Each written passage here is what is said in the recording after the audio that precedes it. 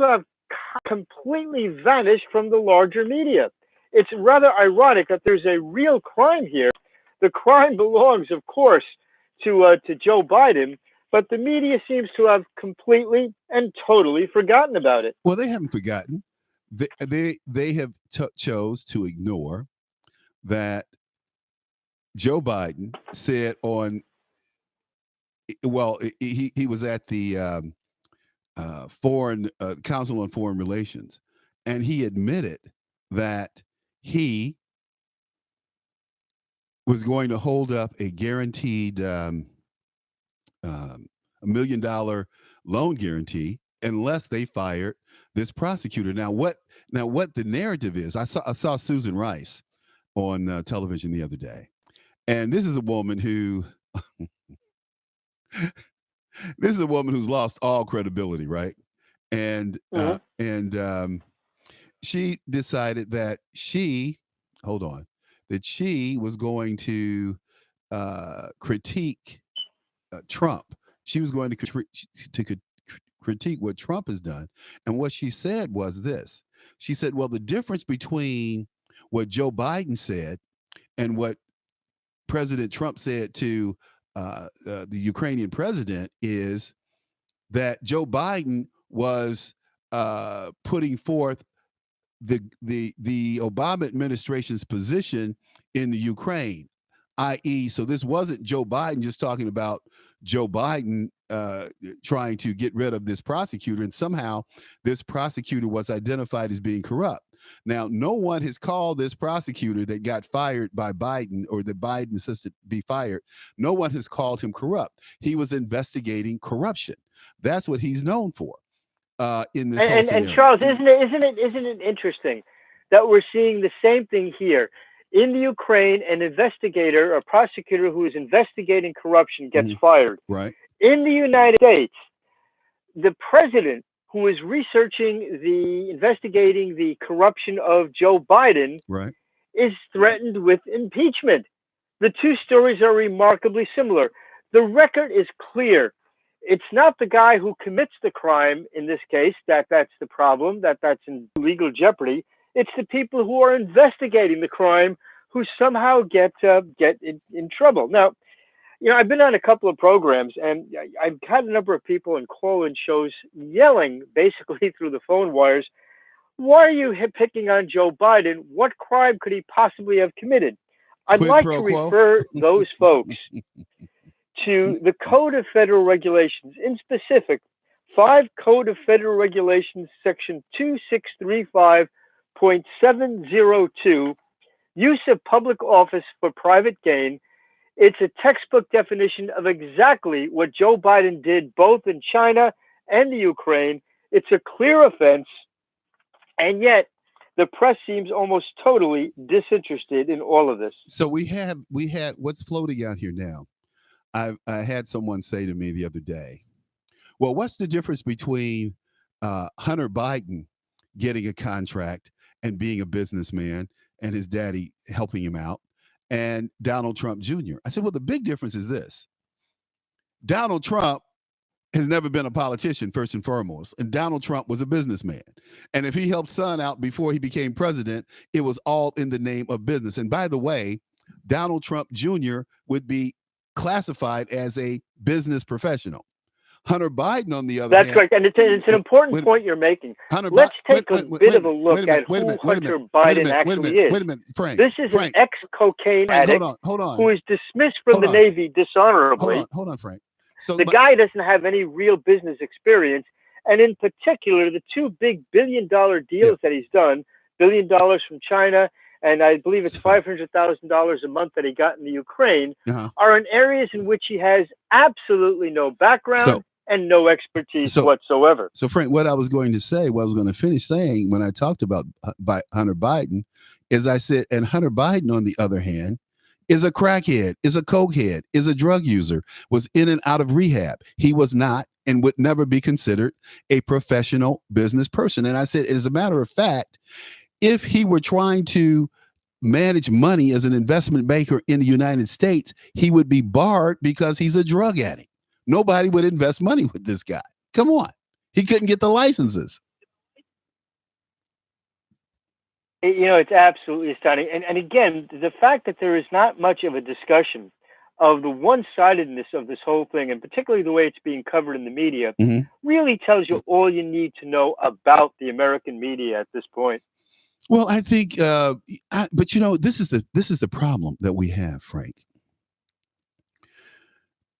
Americans still today, we can talk till we're blue in the face and show these people how they're wrong, and and we can talk about definitions, and we can point out the U.S. code where the use of public office for private gain. They don't get it. They're not smart enough. And these are intelligent people. These are people who are business people. These are people with master's degrees, law degrees.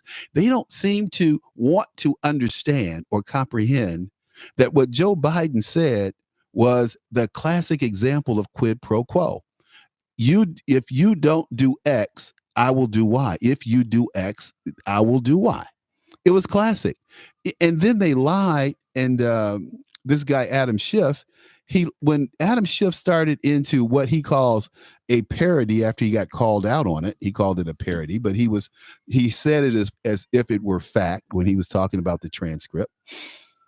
um, Nothing that Adam Schiff said about Donald Trump saying, if I'm going to say 6 times, 7 times, if you don't, if you don't dig up dirt on my opponent, on Joe Biden, that no, he never mentions Joe Biden in this transcript.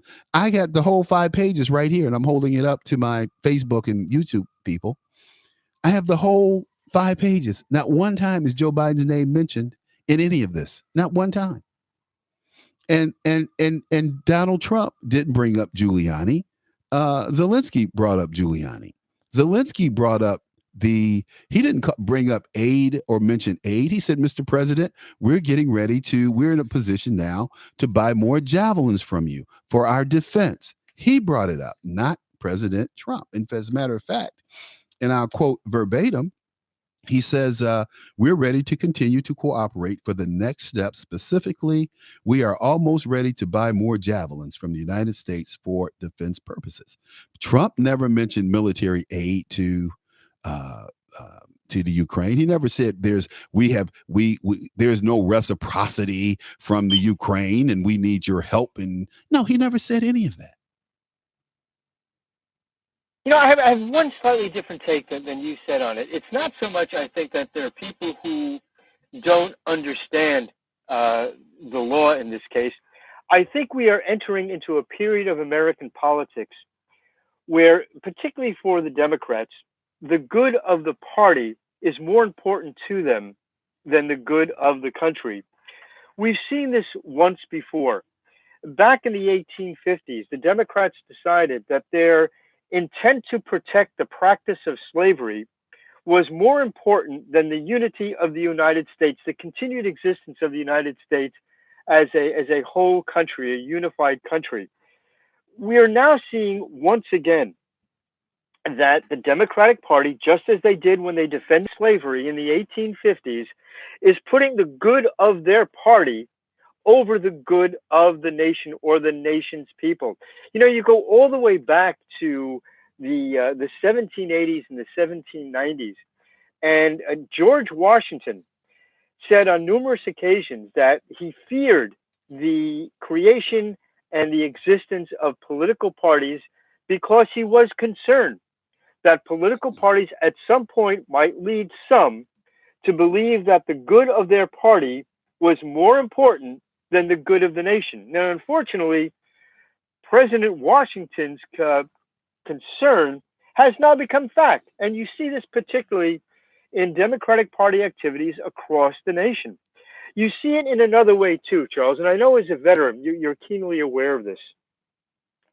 Any objective examination of the world situation at this point indicates that we as a country are in more military peril than we've ever been before, maybe since the War of 1812.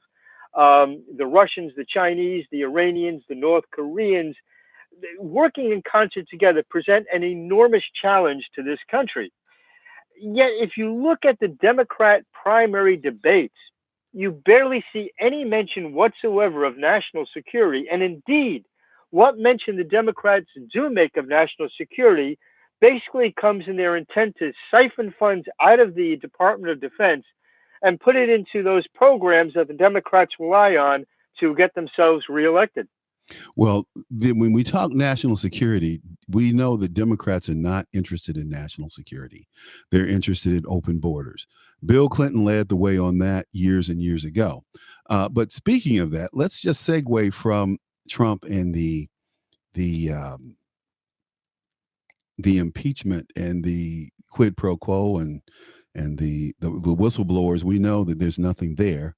What Beto O'Rourke yesterday was confronted by this lady, and this is what the lady had to say, which was really, I thought, right on point. And she confronted Beto, and she was like, you're not taking our guns, and we don't support open borders, and we support people migrating here legally. So, eh, Democrats don't want to hear that, but that's what the people are thinking, and it's to me just very uplifting to hear people going to Beto O'Rourke's um, uh, meetings and his speeches and challenging him. Let's listen to this lady. Let's go.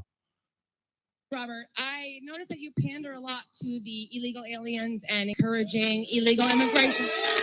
Hold on. Let's let her speak. Let's let her speak, please. We are a nation of laws, and I just think it's a slap in the face to every legal immigrant who has waited and paid and played by the rules to immigrate to this country legally and who have respected our country, our land, our citizens, our laws, and who have gone through the process to come here legally. And to just say, everybody's welcome here, you all get free stuff, and just come on over the border is, again, a slap in the face to every legal immigrant like my mother who has come here legally. Second, hands off our guns, Beto. You're not getting our guns. The AR-15 is no more deadly than my Ruger 45. I'm making a statement. I love it. I love it, man. People are standing up and fighting back. And that is something that Democrats aren't used to. They're used to Republicans. No, and in fact, one of the stories about gun control that the media doesn't want to talk about very much at all, Charles, is let's look at the two big prior attempts to take guns away from Americans. It goes back to 1775 when the British were depriving the American colonists of their rights, and they realized to continue that process, they had to disarm the colonists. Mm-hmm. Let's then go to the post-Civil War era. After slaves were freed, the racists in the South wanted to make sure that the freed slaves didn't actually get to practice their new rights, the rights that they were given by freedom from slavery. And so they tried to prevent blacks from having weapons. They passed gun control laws, which mainly served to prevent freed blacks from having weapons. So we see a clear American history of when government tries to take away the right of Americans to defend themselves, it's for the specific purpose of depriving Americans of their rights. And by the way, the cowards who talk about taking away guns from Americans aren't honest enough to say that to do so, you not only have to repeal the Second Amendment, but you'd have to repeal both the Ninth and 10th Amendments as well. Remember, the Bill of Rights and the Constitution aren't there as an expression of only limiting the rights of Americans. Mm-hmm. The Second Amendment, the Ninth Amendment, the 10th Amendment, the Constitution as a whole is meant to limit the rights of government, not of the people. Well, see, of course they don't want to, and they think we can't read. And I think there was a conscious effort in this country. I noticed this, and my friends, we all noticed this. Our group was probably the last group in America that got a great education, and where education was focused on. We had social studies when we were in junior high school. We had social studies. When we got to high school, it was civics, and it wasn't just civics one semester. It was civics like every year. We talked about government. We talked about history. We talked about politics. We said the Pledge of Allegiance. We sang the Star Spangled Banner. We sang the national anthem. And today, you're considered anti-American if you stand up for the Constitution. Barack Obama, who's president of the United States, he said publicly, time and time again, that the Constitution got in his way of governing. I didn't say this. The president of the United States said it. He said, we need a system more like the parliamentary systems in Great Britain and India so that he could govern. He could do what he wanted to do. And so as a consequence, he did that. That's why we're still dealing with this thing called DACA. That was all created by an executive order in Barack Obama. There is no DACA. There is no DACA status. It was all created by an out of control, abusive president who had a phone and a pen. Yeah, remember President Obama's famous comment, "I can't wait for Congress to act." Well, that's exactly what the Constitution says you have to do. For all those folks who say that, well, we can't go by a strict interpretation of the Constitution, once you eliminate that strict interpretation, you really don't have anything else. Charles, if you look at the constitutions of a number of authoritarian, tyrannical countries around the world, you find something fascinating. What's that? You find their constitutions say a lot of really nice things about freedom of speech and the liberties of their people. They're just not observed in practice. So if you're saying in the United States, well, we've got this constitution that says all these nice things, but we really don't have to directly listen to that. We can interpret it the way we want to. Right. Then the United States will become no different than countries like Russia or China. But Frank, let's think about this for a second. The Democrats actually think, and Joe Biden has put out, you heard what Joe Biden said he wanted to do with guns, that either you will sell your weapon back to the government or you will register with the ATF. He's gone down the same path. Does this guy realize what he's done? And the media, it was only in the paper for one day. It was only in the news cycle for one day, and it's gone. You know, when you get into a discussion of anything having to do with gun control, what's fascinating is how when it gets to the details, both legal and politicians are sort of missing in action into doing a deep dive into it. You hear all these things about assault weapons, about weapons that really aren't assault weapons in the first place. If I take a rifle, paint it up, make it look with a few props to make it look like an automatic weapon, that doesn't make it an automatic weapon. An AR-15, which is the boogeyman of all of these discussions, is not an automatic weapon. It is not a weapon of war. It is not an M16. But it's the boogeyman of all of these discussions, and yet no practical discussion of that ever takes place. Well, I find it interesting, though, that we have so many women speaking out about you're not taking back our guns. Now, this is not guys. This is not the NRA. These are women who are not spokesmen or spokeswomen for the NRA. These are regular citizens. Like one lady, she testified before Congress a couple of weeks ago. She was a former police officer. She said, I am not giving you back my guns. You can pass whatever law you want. I will never give up my guns to the government. And I mean, she's a former cop, right? I mean, obviously upstanding citizen. There's a clearly elitist element in this whole thing. Look, I live in New York City, and I always use the example. The central business, the big business district is in Manhattan. And a lot of people who work in Manhattan, particularly in the late night, will take the subway to and from work. And I point to the example of a woman who cleans offices after businesses are closed. They get in there to these offices like 7 or 8 o'clock at night. Right. They come home at 2 or 3 o'clock in the morning, taking a subway ride, frequently a not very well populated subway at 3 o'clock in the morning, coming from Wall Street, say, back home to the South Bronx or to Harlem. Okay. Should that woman have the right to defend herself, to feel secure as she's coming home 3 o'clock in the morning on a subway train? Frank, no. Well, of course she should. But the elitist will tell you, no, she does not. Because the criminals haven't had a daddy. And the criminals need to be understood. It's like, did you see this show that Holt, what's his name? Not Roger Holt. His name is he's on NBC. Lester Holt. Lester Holt. Lester Holt. Yeah, Lester Holt's Right. from Chicago. He was here before he went to New York. And so Lester does this thing of he's interviewing these criminals and say, this is the thing about criminals. This is the thing about people who are in prison. These are not dumb people. These are generally men of high intelligence. These are men who are generally very charismatic, very convincing. They're not dummies. And so when they get a Lester Holt who comes, or a Barack Obama who comes in to talk to them about their issues, one of the first things they say is, well, I didn't have a father. That's what turned me to crime. If I had had a father in my home. So then you get people like Candace Owens.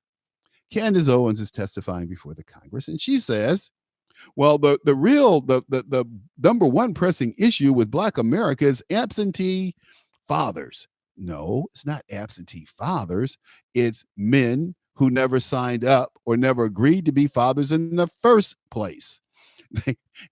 These women have unilaterally decided that they would use the sperm of the man that they were having sex with to have a baby and go qualify for government assistance. What little assistance that is.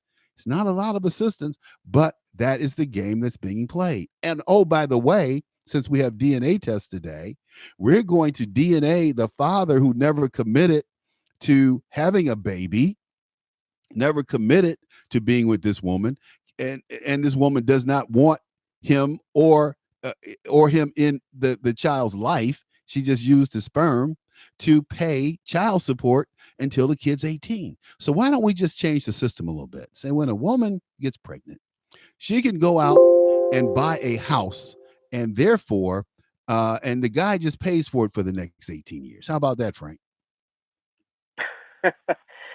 Daniel Patrick Moynihan addressed this a long time ago and pretty much became unpopular within his own Democratic Party for making a lot of these observations, the same ones you're making now. Yeah, but Frank, the thing is, Daniel Patrick Moynihan was castigated. He was called a racist. I remember doing a book report. I said he made me go back and try to rewrite the paper. And I said, I still reached the same conclusion. I told her, I said, as a matter of fact, I have the report at. I said, as a matter of fact, I'm sorry, I had cut off the mic. I was saying to you that my teacher, I had written a report, and my teacher in school about Daniel Patrick Moynihan, they were calling him a racist. And I said, he's not a racist. He's absolutely right. And I said, I see this going on in my neighborhood where women are kicking their husbands out of their home because the government is saying that we can give you as much money as your husband breaks home and you'll be free to do what you want to do. I remember when I was back home 2 months ago, one of my classmates, fifth and sixth grade former classmate, saying, do you remember these men coming around the neighborhood telling the women that they could get this money while the men were at work in the plants? And I'm like, yeah, I thought that I was just dreaming, but yeah, I do remember that. I mean, this system, nothing's done in a vacuum. Nothing's done by happenstance. This is all well planned. What these people didn't plan on, Frank, as you well know, is Donald Trump winning. And Donald Trump put a fly in the ointment.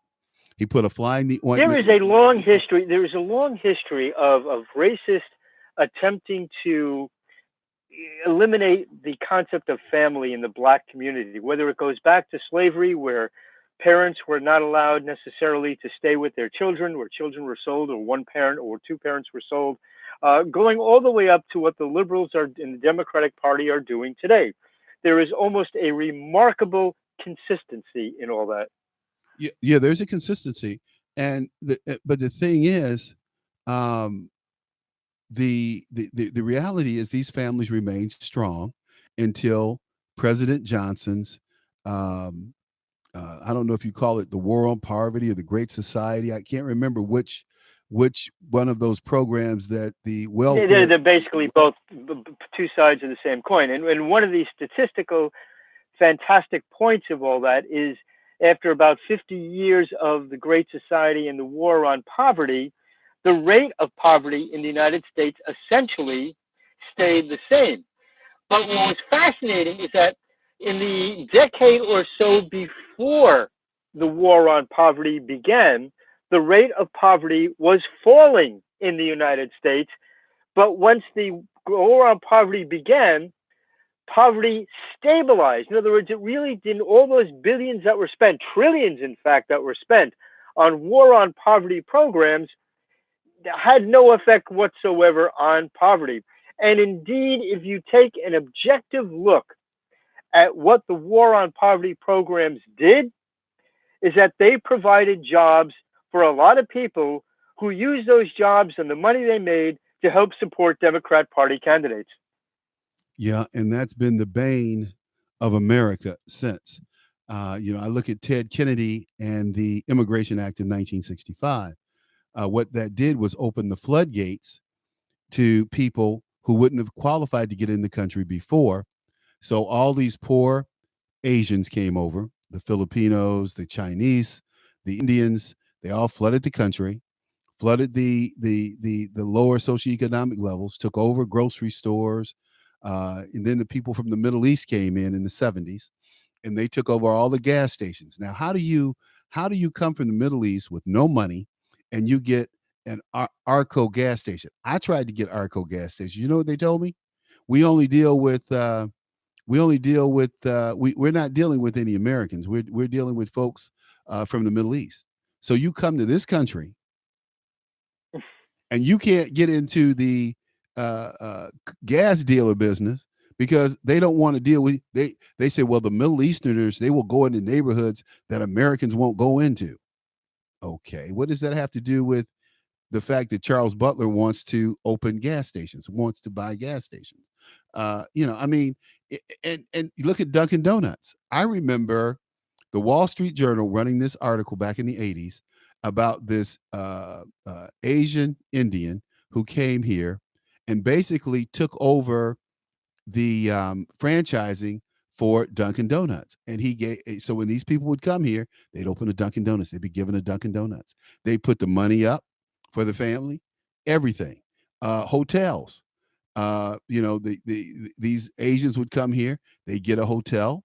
They move their family into the hotel. Then they get a loan, get another hotel and another hotel, and that's how they made money.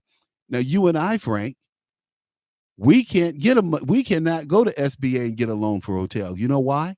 Because our name is not Patel.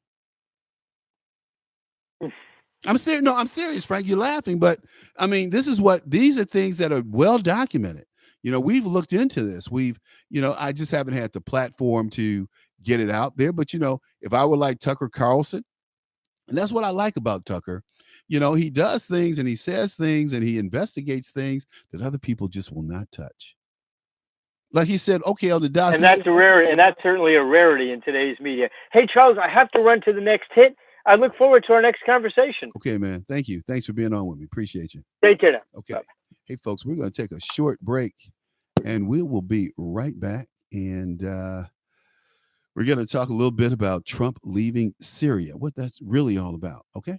Hey, this is Leonora Cravota from Red State Talk Radio for My Pillow. I used to have trouble sleeping. My Pillow changed all that. I now fall asleep within moments of my head touching my pillow. That's how comfortable My Pillow is with its patented interlocking fill. My Pillow stays cool and does not go flat. Plus, it's machine washable and dryable. My Pillow has a 10-year warranty and a 60-day comfort guarantee. My Pillow is also the official pillow of the National Sleep Foundation, and it's made right here in the USA. My Pillow is now offering Red State Talk Radio listeners a 4-pack special with 2 premium standard or queen pillows and 2 go anywhere pillows. That's 4 pillows for the price of 1. To take advantage of this special offer, call 1-800-961-9194 and ask for promo code Red State. That's 1-800-961-9194, promo code Red State. Put sleepless nights behind you with My Pillow, the most comfortable pillow you will ever own. For the best night's sleep in the whole wide world, visit mypillow.com.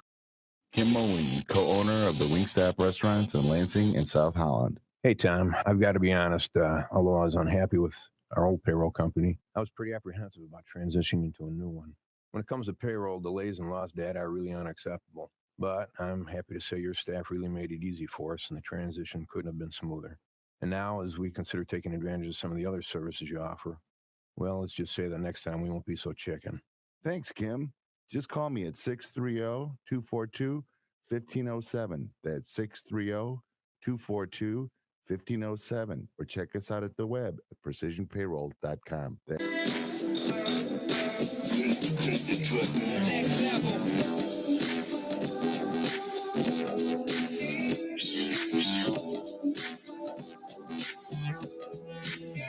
Okay, folks, people are blasting Donald Trump for moving troops from the out of Syria, from the Syrian border. Okay, now what they're talking about, this is interesting. They're not talking about regular American troops.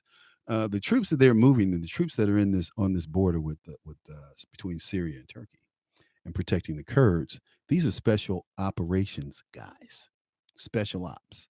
So you're talking, Green Beret, Delta Force, Navy SEALs.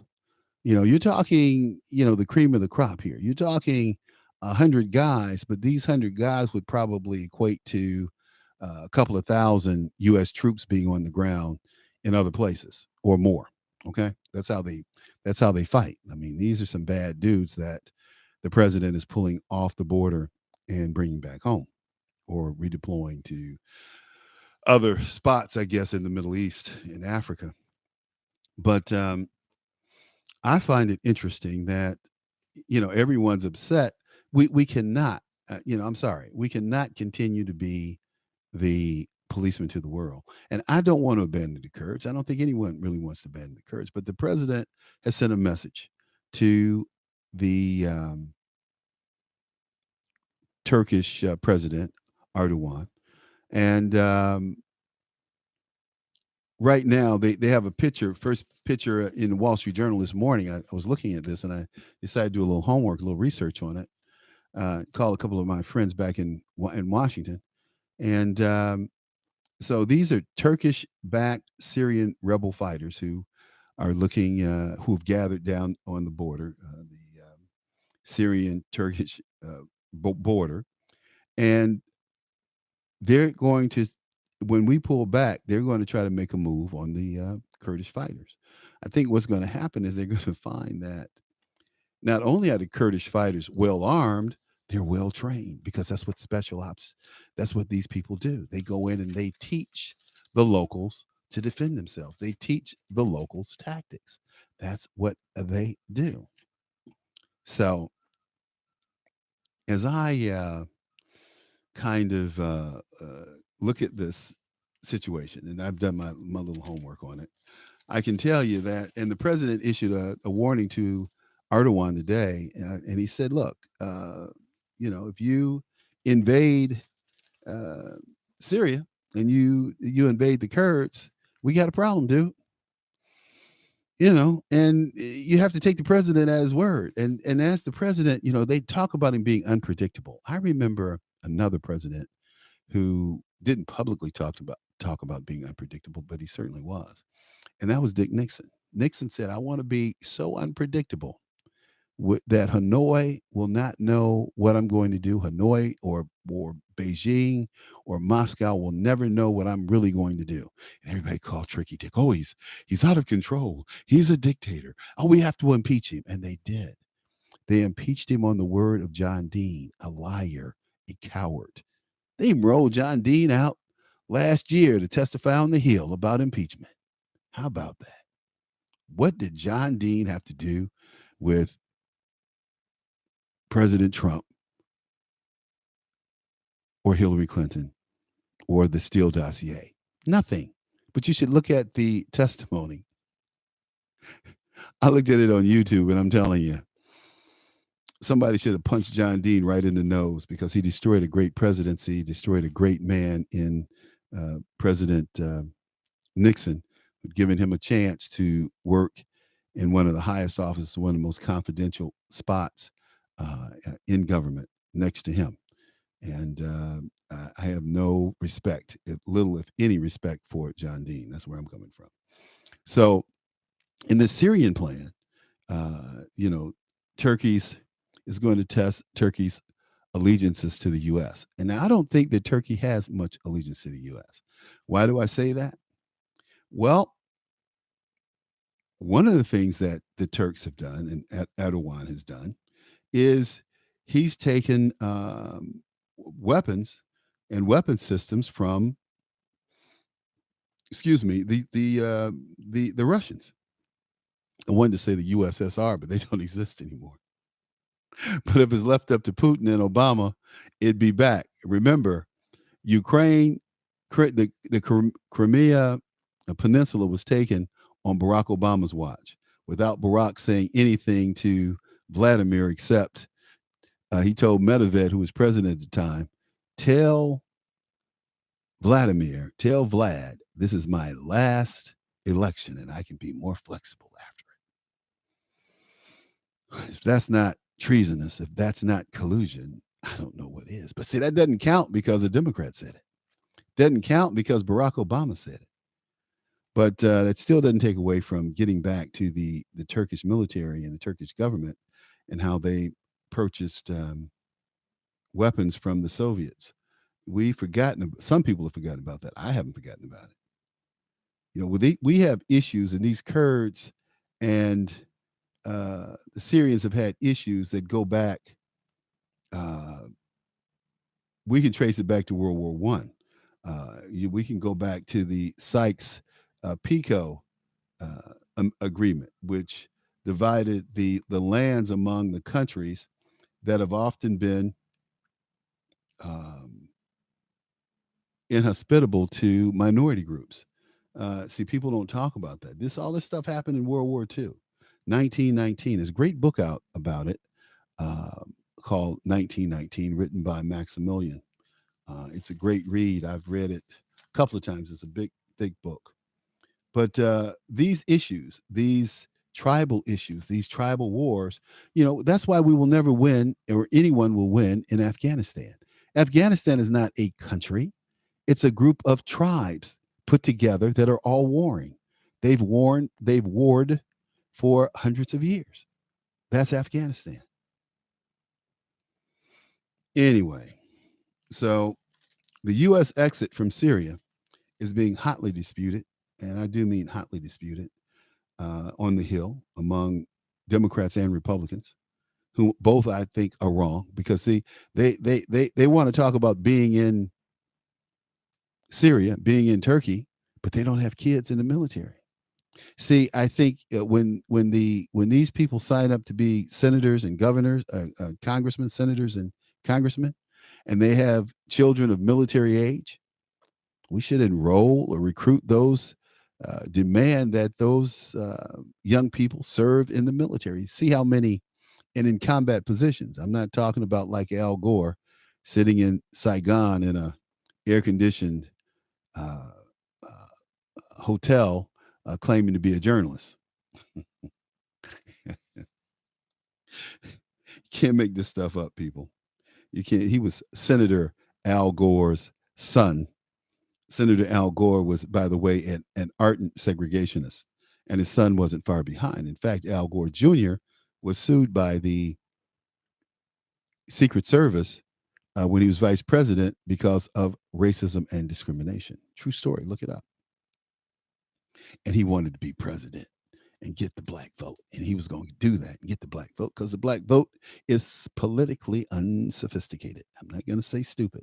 I'm not going to say dumb. I'm not going to say ignorant. I'll just say politically unsophisticated.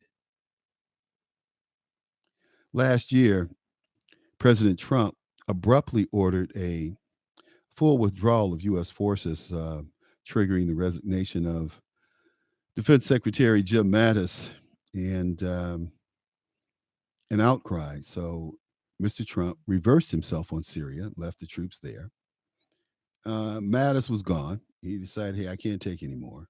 But again, we have people, the military always wants war because that's what they do. They get paid to fight. They get paid, their budgets increase.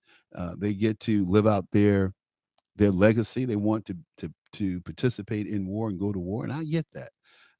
That's what you do when you're in the military. You want to go to war. You don't go to West Point not to go to war. Like President Obama went to West Point and gave a commencement speech. And this moron said, Oops, I'm sorry, I didn't mean to say that. And so the president, as he was addressing the cadets, West Point cadets who were graduating, I'm going to keep you out of war. But that's why they went to West Point, dummy. They're soldiers. They didn't go to war to be politicians. They didn't go to war to be policemen. They didn't go to West Point to be diplomats. They went to West Point to be warriors. I tell you. But that's what happens when you have girly men perpetrating as men. Okay. So I hope that people understand what President Trump is doing. And he said, hey, we're getting out of that business. I'm pulling those special ops people out of harm's way. The Kurds will step up and do their share. And by the way, Turkey, these Turkish-backed rebels that you have on the border that you think you're going to run into Syria, don't do it. There'll be consequences to pay. And I'm sure there will. He's talking about economic consequences. I wonder what else was there, because he just talked about the economic consequences. He didn't talk about going to war, putting more troops back. He didn't say that. He said there'll be economic consequences to pay. And I was thinking to myself, wow, that's heavy. And it is. It really is. But, hey, what can you say? As I often say, the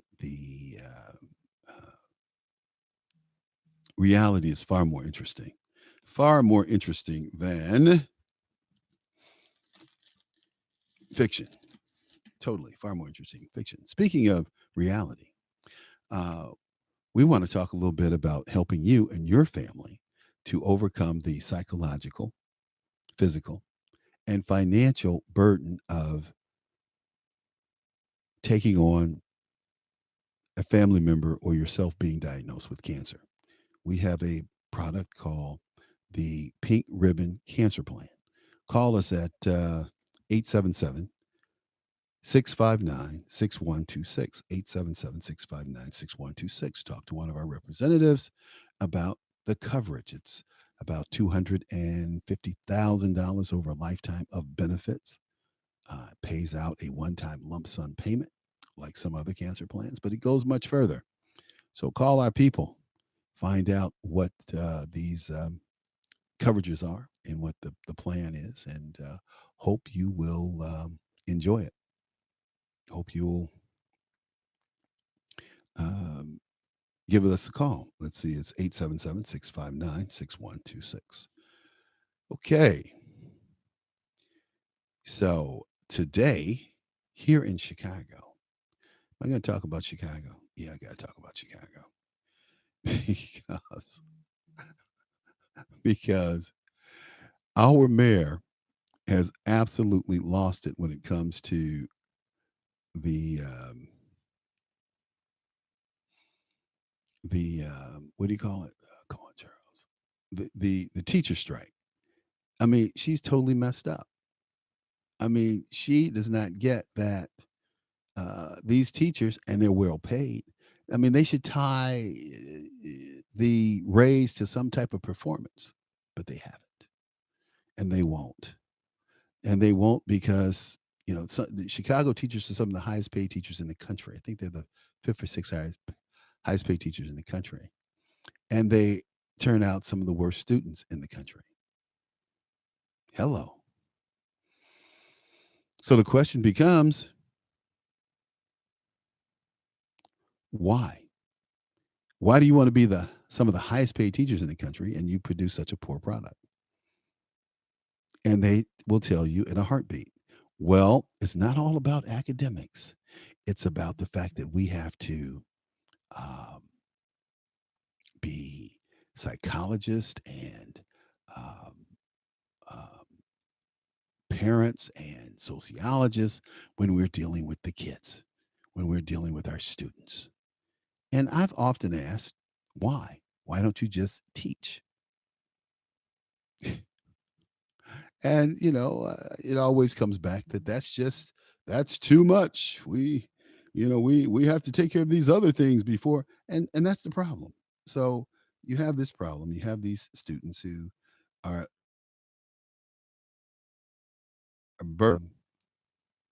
learn or not being taught because they have to take care of all of these other things first before they can do what? Teach. It's sad. It's real sad. But, hey, I'm just saying, here locally, we have a couple of things that are going on that affect people nationally. And I'm going to kind of get through this real quick. But a good friend of mine, Alderman Ed Burke, who's also a good friend of Donald Trump's, prosecutors just turned over uh, 40,000 pages and 100 discs of evidence in a corruption case against Alderman Ed Burke. I'd hate to think he's going to jail. He's a good guy, but hey, I think Ed's a great guy. I'm just glad that I don't have anything to do with all that. That's what I'm glad of. Then I'm not looking at a jail sentence. Man, I tell you, that would not be fun. That would not be fun at all. In New York, and I'm trying to pull up this story. I'm gonna see if it's in the Times because I read it on my phone earlier about De Blasio's wife. De Blasio's wife. Every time I laugh because she was a crackhead. Did you know that? She's a former crackhead, and I guess the sex was good, and De Blasio married her. But again, this chick was a crackhead. Okay, now she's sitting in the mayor's mansion. Um, good fortune for her. And so I'm looking for to see this story, and I don't see it in the New York. I don't see it in the New York Times right now. But the story goes like this: they were looking for women to honor in New York, and they put it up for vote. And so the people, let's see, women to honor in New York, Cabrini, and so the person who won was Cabrini. She won um, uh, the vote for New York City to honor a woman. Well, the mayor's wife overruled all that. She looked totally past that and snubbed the winner, who was uh, Saint Cabrini. She was the first woman saint in America. I think she may have been the first saint, American saint, but I know she was the first woman American saint in America. And she's accused of bias. Her name is Charlene McCray. She's Bill de Blasio's wife. And so this happened 2 days ago. And it's not like I said, it wasn't in today's paper. So, but it was certainly was in the Post. It wasn't in the Times. And they go that Brooklyn's Catholics now are waging a holy war against New York's first lady because she ignored what they wanted and decided to honor a black woman, gay rights activist, and a woman's rights activist or something. So people are really pissed, and they're talking about it because they went out and they raised a lot of money for statutes to um, Miss Cabrini. So they said the Brooklyn Archbishop, his name is Damasio, he noted that Cabrini is deserving of the She Built honor because she literally helped build the city of New York. Mother Cabrini is what she's called. Um, wow, that's deep, man. That's really deep. Her work happened to establish orphanages, schools, and a hospital, along with her commitment to immigrants. She absolutely should be recognized. And they say the failure to honor Mother Cabrini with a public statue would be an affront to many New Yorkers, especially Italian Americans who see her as most deserving. I agree. I agree wholeheartedly. But instead, she chose to try to honor some lesbian worker, uh, a black woman. And I can't remember who the black woman is. It may have been Shirley Chisholm. I just can't remember. And I don't see this in this particular story. But anyway, folks, we need to understand, and we need to keep up to speed on what's going on in these issues, because they're very important. They're very important. How government, again, an example of government overriding citizens. So we'll be back tomorrow, same time, same place, and we're going to have we're going to talk about um, the war. We're going to talk about impeachment. We're going to talk about a lot of things. So stand by. That's what we do here at the Reality Check.